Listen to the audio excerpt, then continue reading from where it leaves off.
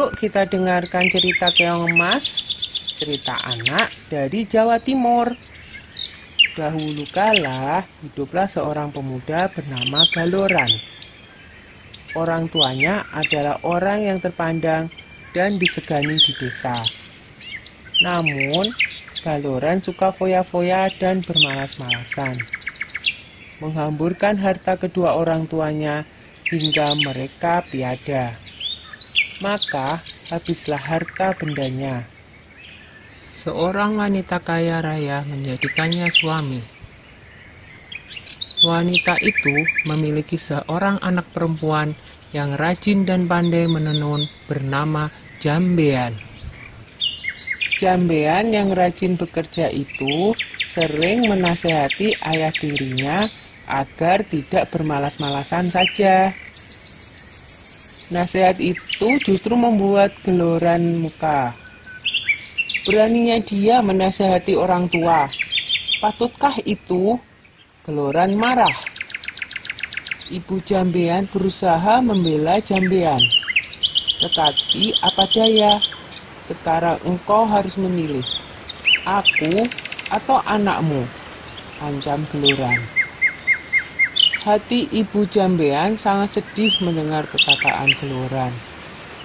Dia menangis siang malam karena bingung. Suatu hari dia memanggil anaknya. Jambean anakku, kemarilah nak, serunya lirih.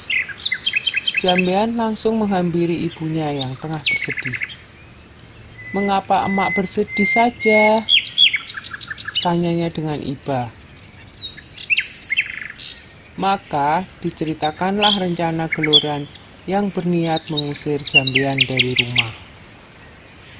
Dengan sedih, Jambean pun berkata, "Sudahlah mak, jangan bersedih, biar aku yang mengalah. Yang benar nanti akhirnya akan bahagia mak," kata Jambean meyakinkan ibunya. "Aku akan pergi melewati jalan ke Bandungan." Dengan sesak tangis, sang ibu mengangguk. Di malam yang gelap dan hujan lebat itu, Jambean pergi meninggalkan rumah.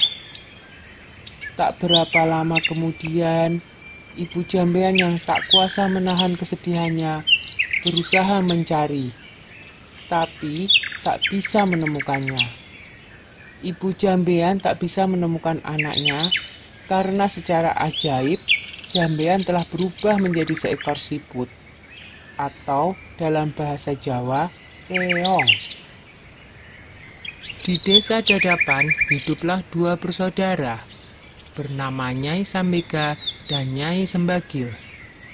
Mereka hidup miskin dan bekerja mengumpulkan kayu bakar dan daun talas. Suatu hari, keduanya pergi ke bendungan untuk mencari daun talas. Tiba-tiba mereka terpana melihat keong berwarna keemasan di atas batu. "Alangkah indahnya keong ini," seru Nyai Sambega. "Lihatlah, kulitnya indah berwarna keemasan. Aku ingin memeliharanya," katanya lagi.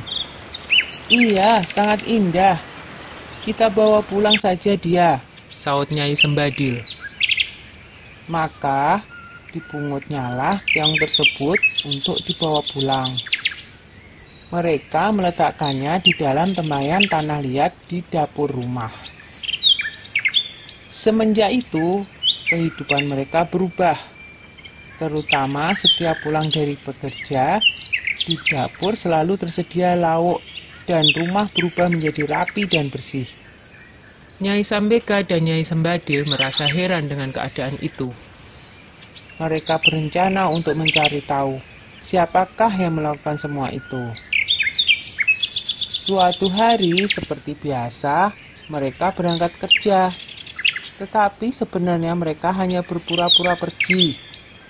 Setelah agak jauh dari rumah, mereka kembali menyelinap ke belakang rumah menuju dapur. Dari dapur terdengar suara seorang sedang memasak. Keduanya sangat terkejut saat melihat seorang gadis cantik keluar dari tempayan tanah liat tempat keong emas peliharaan mereka. Tentu dia adalah jelmaan dari keong emas itu, bisik Nyai Sembaga. Ayo kita tangkap sebelum dia berubah lagi menjadi seekor keong emas, bisik Nyai Sembagil. Dengan mengendap-endap, mereka masuk ke dapur. Lalu ditangkaplah gadis yang sedang memasak itu. Jambean awalnya takut, tetapi akhirnya bisa tenang. Siapakah kamu, nak? Desak Nyai Sambega penasaran. Apakah kamu bidadari? Tanyanya lagi.